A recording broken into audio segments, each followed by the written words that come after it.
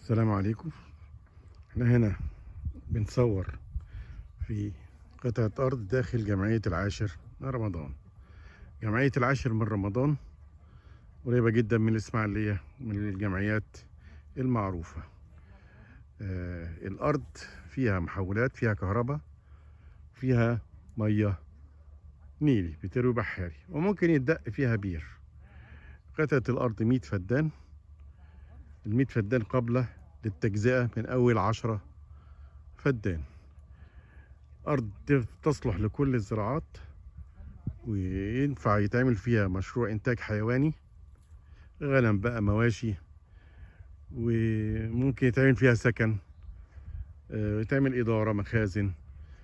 الأرض ممتازة، شرحة نفسها، التربة ممتازة، بحاري، وفيها كهرباء.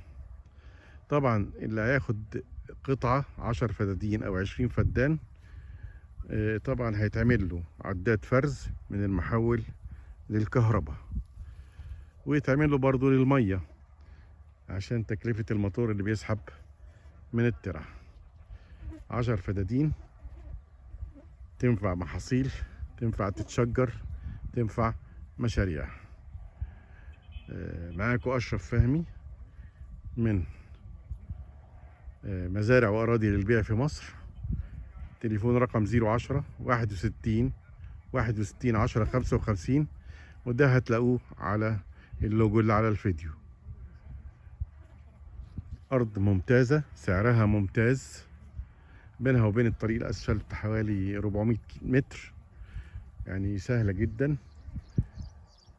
طريق الأسفلت هناك أهو، حاجة ما شاء الله، الله أكبر عليها، حاجة تفرح.